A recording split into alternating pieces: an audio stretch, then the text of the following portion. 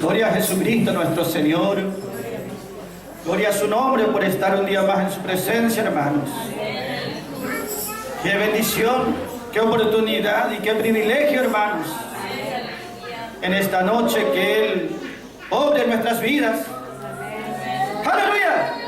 Y nos haga comprender más de su palabra. ¿Qué es lo que el Señor en esta noche nos va a hablar, hermanos? Gloria sea su nombre.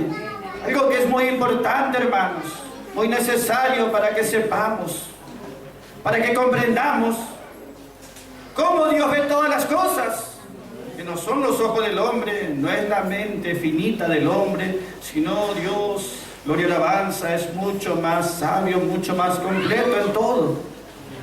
Y vamos a comenzar mirando, hermanos, en el libro de Juan, capítulo 12, versículo 31. Para introducirnos al tema que le quiero hablar en esta noche. Allí, Juan 12, 31, está el Señor. Él está sabiendo que allí pronto ya está por ir a la cruz de Calvario. Ya sabe Él de parte de Dios que le toca ir a esa cruz el día después. Gloria sea su nombre. ¿Qué dijo Él, hermanos? Algo que debe abrir nuestros oídos para que entendamos. Él dijo allí, Juan 12:31, ahora es el juicio de este mundo. Él no dijo, yo voy a ir a la cruz, a mí me van a juzgar. Ahora es el juicio de este mundo, o de los hombres de este mundo. Y ahora el príncipe de este mundo, el Dios de este mundo será echado fuera. Pero Él dice allí, hermanos, algo importante, que tiene que ver con lo que hermana Karina leía al comienzo también. Ella decía la palabra Icabod, traspasada es su gloria, la gloria se ha ido, sin gloria. Ese justamente quiere decir cuando fue juzgado Israel, se dijo Icabod, quedó sin gloria, la gloria se fue, traspasado. Y aquí el Señor está diciendo, este mundo, todo lo que incluye la palabra mundo, he aquí ahora el mundo está siendo juzgado. ¿Entiende, hermanos? Gloria sea su nombre. Quiere decir, el Señor ya se le dio todas las oportunidades, todas las posibilidades al hombre. Dios ya trató de todas las maneras posibles. Le dio todas las circunstancias para vivir y experimentar, todas diferentes, para probar a ver si el hombre podía ser aprobado o acepto por Dios. Y fue probado en diferentes maneras, en diferentes condiciones. Porque alguno dice, bueno, pero si yo estuviese en tal lugar o tal situación, yo ahí seguro que voy a ser fiel. Pero el hombre fue probado en todas las circunstancias.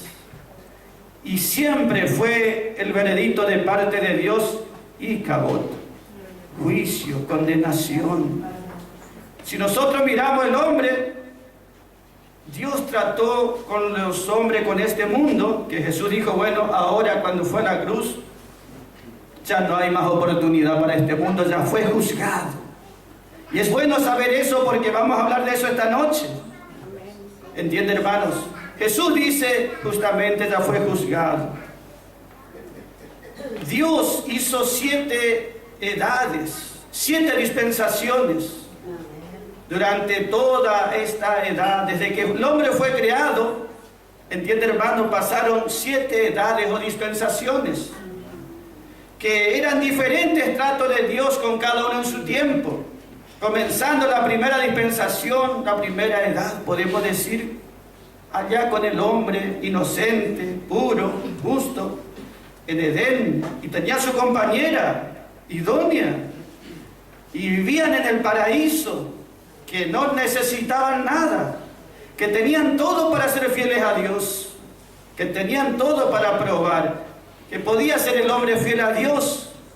¿Y qué pasó allí, hermano? Eso que comenzó en esa edad de la inocencia se llama, porque eran inocentes. ¿Cómo terminó la primera prueba que Dios permitió que el enemigo haga a ellos? Ellos fracasaron. ¿Cómo terminó esa edad de la inocencia? que vivían en el paraíso, en el Edén, que no necesitaban nada.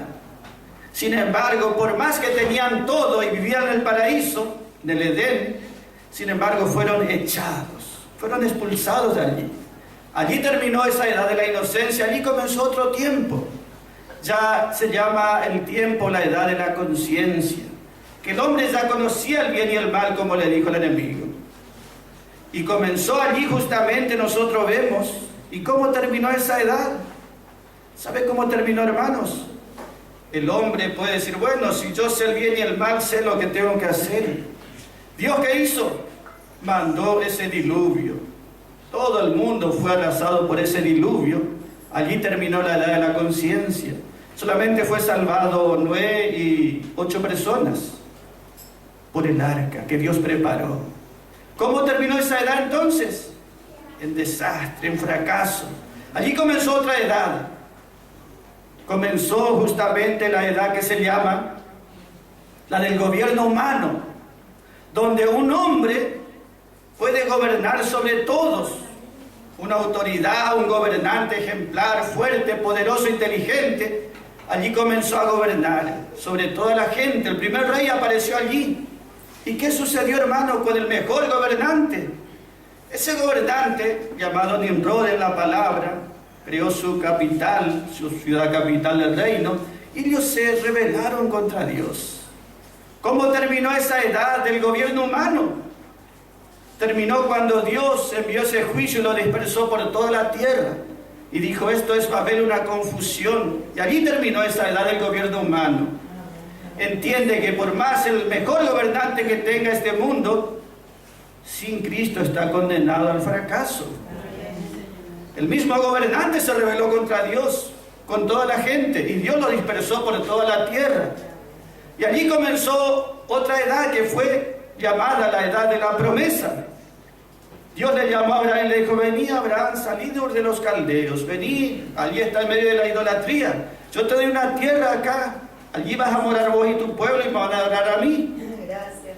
Comenzó bien, Dios prometiendo su bendición y él fue el padre de la fe. Y esa edad de la promesa, ¿sabe cómo terminó? Terminó cuando los descendientes de Abraham terminaron esclavos en Egipto. En esclavitud de Egipto terminó. No pudieron vivir por la fe o apropiarse de las promesas. Los hombres estaban siendo probados en diferentes situaciones, lo que le quiero decir. Después que vino, después de esa esclavitud de Egipto, vino la edad de la ley, la dispensación de la ley. Ese es cuando son libres del faraón y Dios les da una ley y después ellos hacen un templo, según Dios, los altares, los sacerdotes, todo el sistema religioso que Dios había creado. Bueno, el hombre vamos a probarle entonces bajo una religión buena, una religión que Dios mismo creó. ¿Y cómo terminó esa edad de la ley? Donde el hombre debía ser probado en sus obras. Esa era la religión, la única religión que Dios creó en este mundo, es la judía. Sacerdotes, templos, leyes, todo completo, altares, sacrificios. ¿Cómo terminó esa edad de la ley?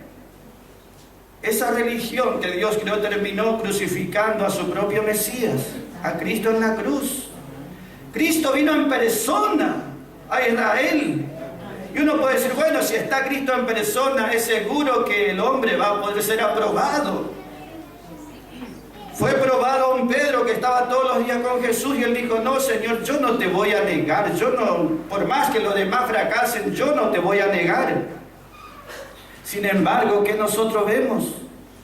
Esa edad de la ley que comenzó tan bien con liberación, con una religión hecha por Dios, terminó en el peor desastre. Crucificaron a su propio Salvador y Mesías.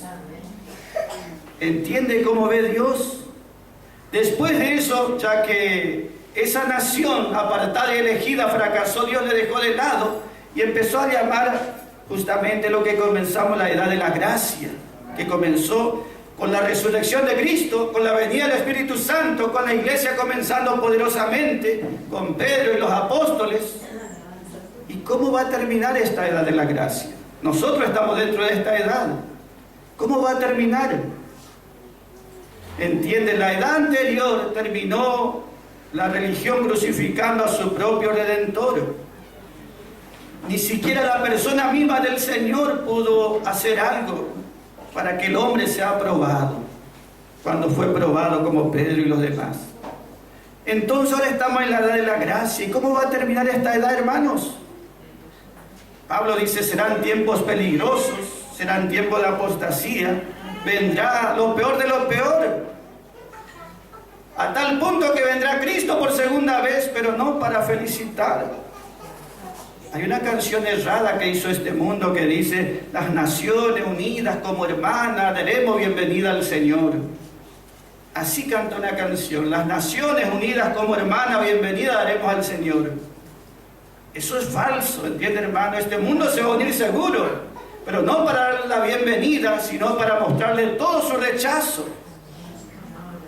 Cristo viene, pero con poder, con potencia.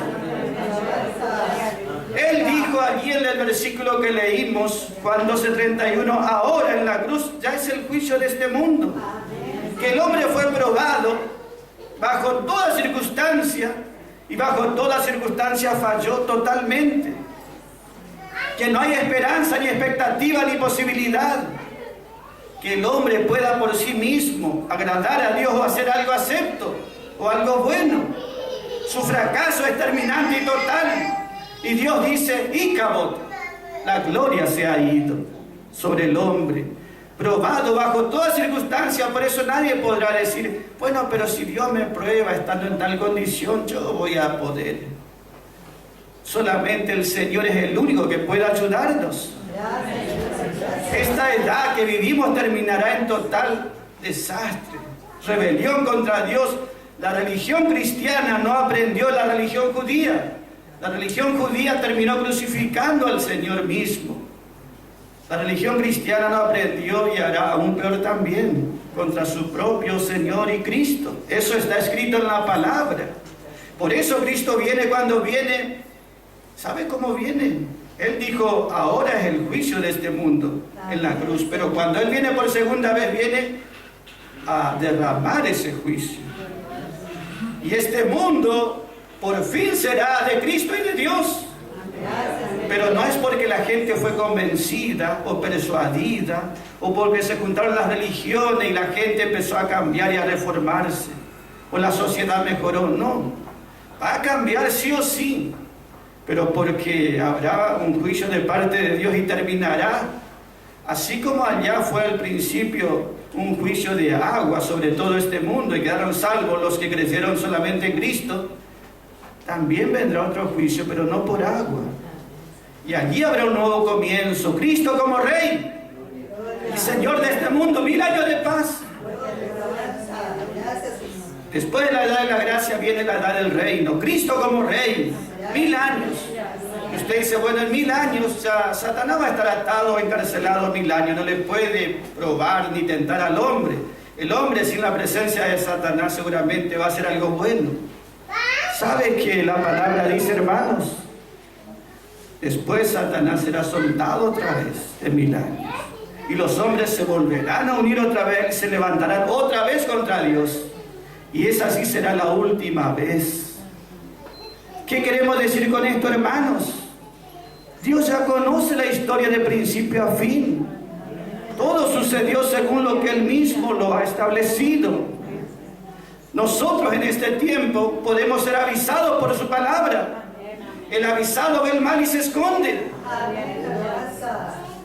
¿Entiende, hermanos? ¿Se acuerda de la multitud esa que iba con los fariseos crucificando al Señor, lastimándole, golpeándole, insultándole? Nosotros, si Dios no nos libra, no vamos a ser mejores que ellos. Por eso debemos mirar en este tiempo y que su palabra nos alumbre. Porque quiero que sepa algo, en toda edad, por más que hubo fracaso general, pero siempre hubo un remanente. Alguno creyó, por eso continuó el trato de Dios con los hombres. Alguno creyó, alguno se rindió, alguno le buscó de corazón. Pero en general no fue, ¿entienden, hermanos? Y esta edad de la gracia que vivimos no será la excepción. Comenzó con poder y gloria, terminará en apostasía total. Justamente eso es lo que causa que Cristo venga con juicio. Si este mundo se hubiese mejorado, Cristo no va a venir a castigar injustamente. Nadie castiga injustamente, Dios no hace así. ¿Por qué miramos esto, hermanos? Para que miremos en este tiempo lo que la palabra nos enseña. Mediante ella nosotros podemos ser libres, guardados y preservados. Y sabremos cómo tenemos que estar en un tiempo muy difícil, un tiempo muy peligroso. ¿Entiende, hermanos?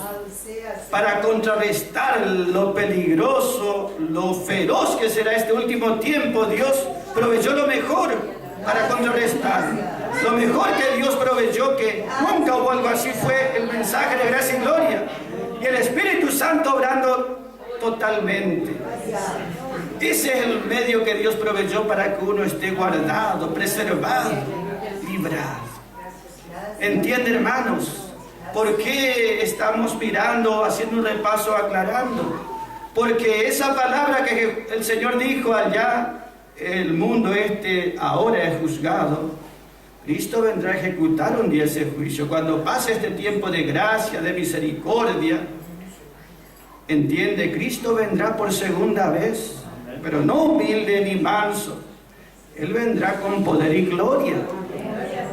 Y este mundo cambiará, pero quiero que sepa algo, no es porque la gente fue persuadida por esta religión o por aquella religión, o porque todas las religiones se juntaron y el hombre cambió.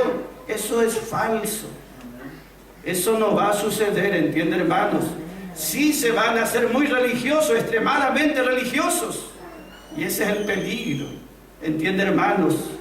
Porque justamente si Dios no libre y guarda, el hombre hará lo mismo que hizo al final de la edad de la ley. Al mismo Señor lo llevó a la cruz. Entonces, mirando esto, podemos mirar en su palabra. ¿Qué dice Dios? ¿Quién es responsable que la condición de este mundo, en este tiempo en general, sea tan desastrosa? ¿Quién es culpable?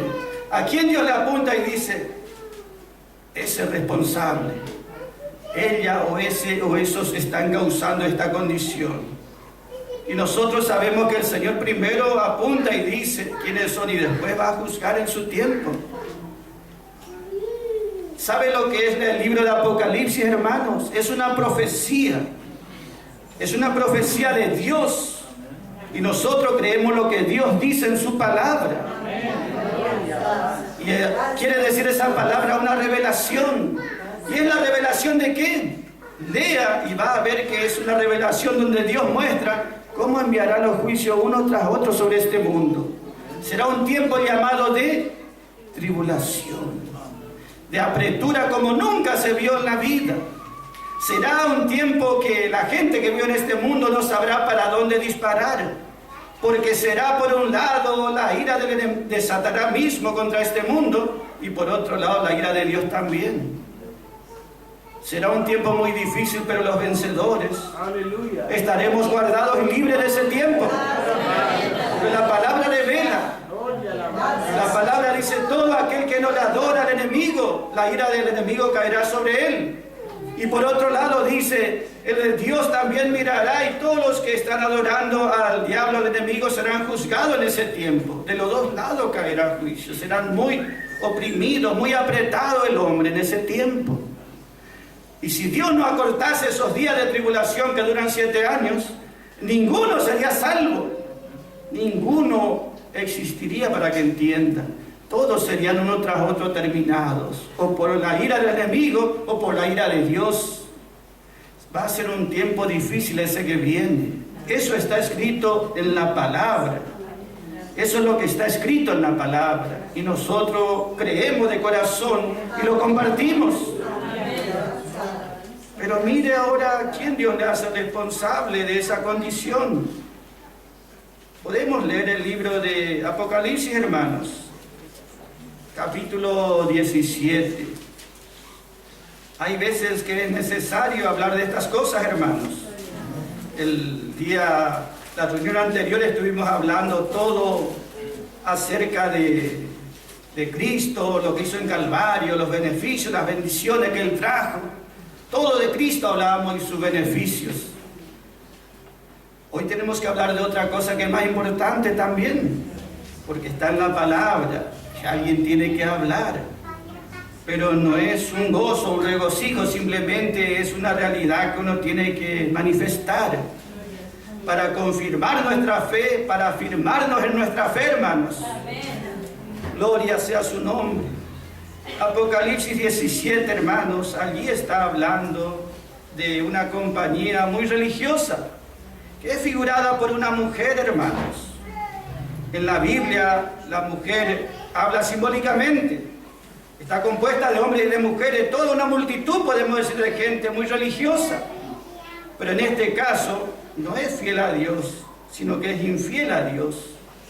Y mire lo que dice esta compañía religiosa simbolizada por una mujer. Versículo 2 dice, con esta mujer, dice, han fornicado los gobernantes de la tierra, los jefes de la tierra, los presidentes, los gobernantes, los reyes, los que gobiernan la tierra, ellos han tenido esta unión ilícita con esta compañía religiosa. Y los que moran en la tierra, la persona, la gente, la multitud, se han embriagado, se han mareado con el vino que ella les ha dado en un cáliz de oro. ¿De qué está hablando allí, hermanos? Simbólicamente está hablando, en figura. Dice, esta mujer o esta compañía, para que entienda, de gente que es religiosa, es una religión, ella se une, dice, con los gobernantes de la tierra. El gobierno, justamente por un lado, con la religión juntos. Y eso Dios dice, esa unión no corresponde, es ilícita. Porque la iglesia, la mujer o el cuerpo de Cristo tiene que ser celestial. Y nada que ver con el gobierno que es terreno de este mundo. Entonces Dios no admite esa relación, esa unidad. ¿Entiende, hermanos? Y la palabra nos dice aquí, gloria sea su nombre, que también esta mujer simbólicamente les dio en un cáliz de oro ese vino que los embriagó a todos los moradores de la tierra. No dice a un grupito, una secta, a todos los moradores de la tierra. ¿Entiende? Su alcance es mundial. ¿Sabe que la que tiene alcance mundial justamente es la que se denomina a sí mismo Iglesia Romana Católica? Católico quiere decir universal, único. Y ella abarca realmente todo este mundo. Y la palabra nos dice a nosotros justamente que ella le dio en un cáliz de oro a beber a todos los moradores de la tierra de ese vino que les embriaga, que les confunde, que les marea y que Dios no acepta. ¿Entiende, hermanos? Que es ese vino que les da, que les emborracha los sentidos, los embriaga, los marea, los confunde. Esa es la predicación de esa compañía religiosa, es la doctrina que ellos imponen a este mundo. Y eso, al oír a la gente, queda como embriagada, como sin sentido, como mareada, como confundida. Entonces, aquí está diciendo la palabra, ¿quién es la que está causando todo este mal? Mire lo que dice, hermano, un versículo para que vea. Versículo 5. Y en su frente hay un nombre escrito, un misterio. Quiere decir que tiene un nombre secreto. Es Babilonia la Grande. Ella es la madre de las rameras y de las abominaciones de la tierra. Ella es, dice, la madre de las abominaciones de la tierra. No es de un solo lugar, sino de toda la tierra. ¿Y quién es responsable? Allí la palabra dice, es justamente esa mujer que también se identifica como esa ciudad grande, Babilonia. ¿Y a cuál refiere, hermano, esa ciudad? Versículo 18, Apocalipsis 17, 18. Mire cómo dice. Y la mujer que has visto, que también es mencionada como una ciudad grande, Babilonia, ella dice, es la grande ciudad. Es una ciudad muy grande, que tiene un reino, y ese reino es sobre todos los reyes de la tierra. ¿Qué quiere decir esto, hermanos? Gloria, alabanza. dice, esa mujer habla de una ciudad. Juan el apóstol está hablando simbólicamente para dar un mensaje a los creyentes de aquel tiempo y también a todo este tiempo. Y él dice, esa mujer es una ciudad, una grande ciudad. Y esa ciudad, dice, tiene un reino que abarca todos los gobiernos de la tierra. Estaba hablando de ese imperio en ese tiempo romano. El emperador le mandó a Juan a esa isla, lo condenó a que muera desterrado allí en esa isla. Y él está hablando, dice, Roma es la ciudad, porque es el imperio romano y allí está el trono del emperador.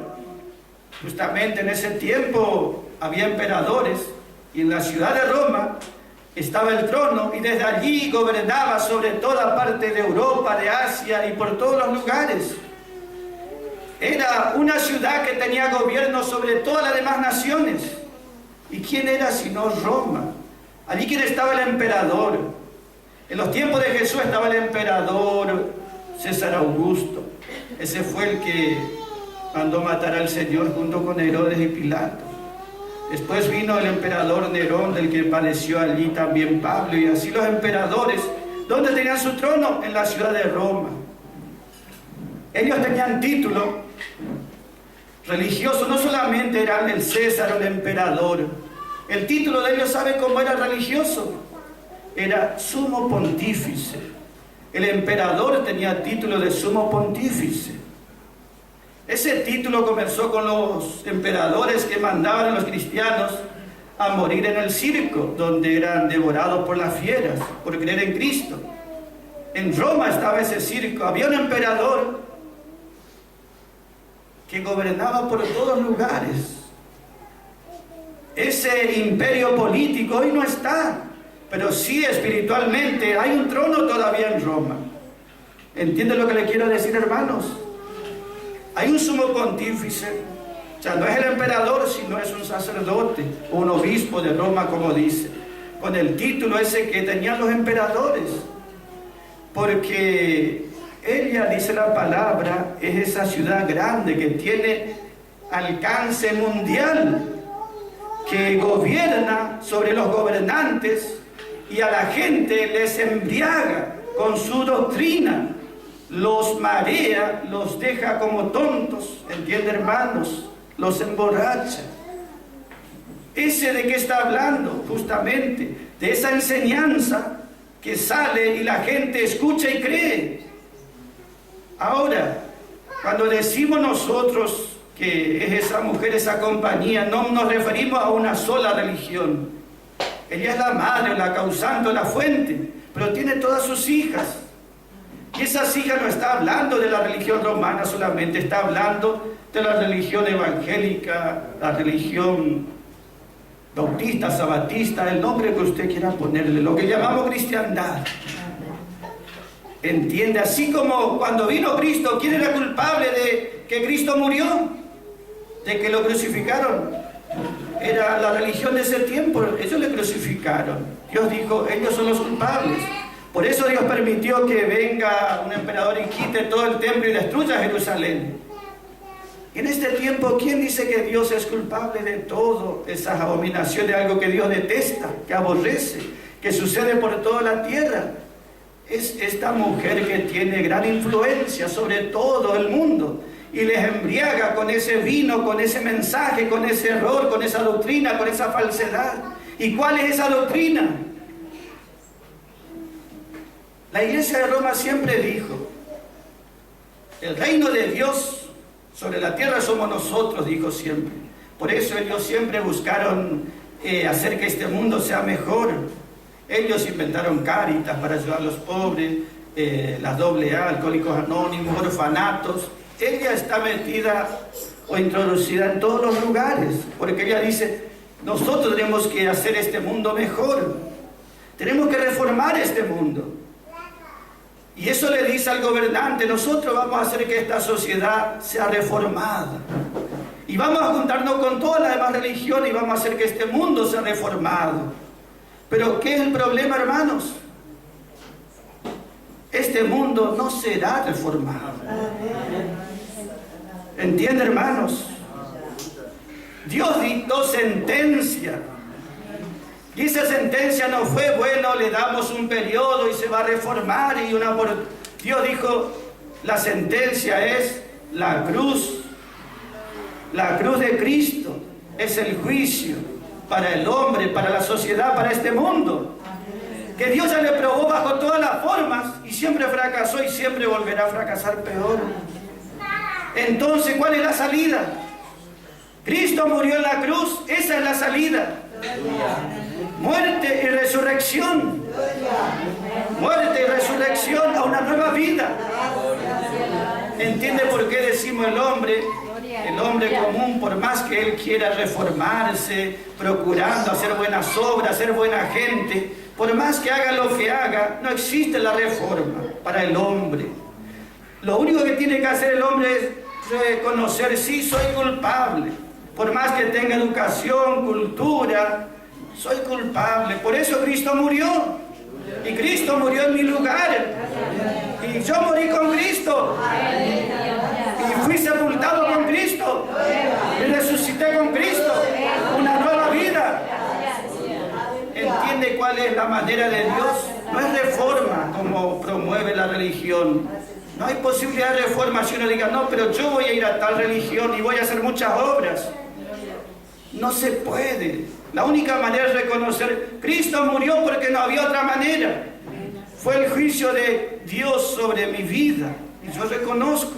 Entonces yo morí, pero también resucité con Cristo. Y soy una nueva creación. Ese es el mensaje de Dios para el hombre, para este mundo. ¿Entienden, hermanos? Por eso Pablo dice, lo primero que yo os he enseñado, sea a los corintios o a cualquier hombre que hablaba, lo primero que os he enseñado es que Cristo murió conforme a las Escrituras, que fue sepultado y que resucitó. Es el mensaje principal. Muerte y sepultura. Muerte quiere decir la sentencia ya fue dada. Pero el hombre dice, no, podemos reformarnos. Si juntamos todas las religiones y unamos fuerza, podemos reformar esta sociedad. Podemos reformar este mundo. Por eso hoy día, por ejemplo, a nivel local, acá tienen la mesa interreligiosa. Se juntan allí el testigo de Jehová, el mormón, el umbanda, el católico, el evangélico, el budista, el musulmán, el judío, el católico, por supuesto, presidiendo todo. La mesa interreligiosa, todos los religiosos juntos. Dios dice, tenemos que juntarnos porque hay mucha delincuencia y mucha inmoralidad, y nosotros tenemos que mejorar este mundo. ¿Y nosotros qué tenemos que hacer como hijos de Dios, como verdaderos cristianos? La palabra nos muestra. ¿Qué tenemos que hacer? La palabra dice, esta mujer da el vino, ese engaño, ese error a los que moran en la tierra. Pero nosotros moramos por fe en los cielos. Por fe en los cielos. Lo tenemos que recibir. Para que usted vea dos vidas diferentes y contrastadas. Y los dos eran de Dios, pero uno no estaba bien, el otro sí estaba bien. La palabra dice, Abraham por un lado y Lot por otro lado. Eran parientes, tío, sobrino. Y los dos creían en Dios, en Jehová Dios. Y los dos eran salvados. El problema era que Lot era justo delante de Dios, pero fue y se instaló ¿dónde? Haciendo campamento, fue y terminó en Sodoma. Sodoma, antes que él vaya, ya estaba condenado. Dios ya sabía, iba a enviar juicio. Este Lot fue, por no obedecer la voluntad de Dios, se fue acercando hasta que quedó allí dentro. Y por supuesto se paró en las puertas de Sodoma, en el lugar más visible, y empezó a juzgar. Esta gente es inmoral, esta gente, la cultura, la política, esta gente, le empezó a juzgar a todo el mundo. Por eso dice segunda de Pedro, ¿entienden, hermanos? Capítulo 2. Podemos leer ese versículo para que vean, hermanos, que esto pasó allá. Y para que vea el contraste, ¿qué es lo que hizo Abraham, el padre de la fe? Que no hizo nada de eso, sino todo lo contrario. Y Abraham es nuestro ejemplo, hermanos. No, Lot estaba allí en Sodoma, pero porque él quiso por voluntad propia. Dice la palabra, segunda de Pedro, capítulo 2, versículo 8. Porque este justo, hablando de Lot, con ver y oír, él veía lo que hacían en Sodoma, se horrorizaba y oía lo que hacían, porque él moraba entre ellos. Y ese era el problema, él no tenía que morar entre ellos. Él tenía que morar con Abraham, lejos de ahí, separado. Y él moraba entre ellos y afligía cada día su alma justa con los hechos de aquella gente impía. Ese hacía Lot, ¿entienden, hermanos? Él sufría, mirá la condición de esta sociedad, mirá lo que pasa aquí, mirá lo que pasa allá, esta política. Pero dice, él moraba con ellos. En cambio, Abraham, ¿dónde estaba? Abraham estaba lejos de allí. Y Abraham estaba en la voluntad de Dios. Él se separó. Abraham juzgó, dijo, yo no me puedo estar allí. No es que tengo que ir y juzgar, no, yo no tengo que estar allí directamente. ¿Entiende por qué no nos interesa la condición de este mundo? Si aumenta la delincuencia, la droga o lo que fuese, la inmoralidad. ¿Por qué? Nosotros no estamos, ¿entiende?, para juzgar esas cosas. Nosotros estamos para juzgar más vale lo espiritual, como hacía Abraham, que él se apartó. Nosotros nos separamos. El Señor dijo que los muertos entierren a sus muertos. Que este mundo se ocupe de este mundo. Nosotros tenemos otra ciudadanía, otra patria, otro terreno, otro lugar. ¿Entiende por qué no participamos en política? Ni a favor ni en contra como creyentes. Porque nuestra política está en los cielos. Nuestra ciudad está en los cielos. ¿Entiende, hermanos? El que milita no se enreda en las cosas de esta vida. Pero Lot sí se enredaba y él moraba entre ellos. Y ese era su error. Y eso es lo que hacen las religiones. Ellos están tratando de reformar la sociedad. Se juntan todos y al juntarse el umbanda, al juntarse el testigo de Jehová, el mormón, el católico, el evangélico, es toda una mezcla. Y en esa mezcla, ¿quién preside? Siempre preside el arzobispo. Él es el que ordena y controla y dirige todo. Es la cristiandad. Y nosotros estamos fuera de la cristiandad. ¿Entienden, hermanos, cuál es nuestra visión? Que es la visión de la palabra. ¿Entienden, hermanos? Gloria sea su nombre. Nosotros estamos como Abraham por la fe, fuera y lejos, separados, gozando la comunión de Dios. Dice Abraham, en el calor de la siesta estaba en su tienda y aparecieron allí 3 hombres.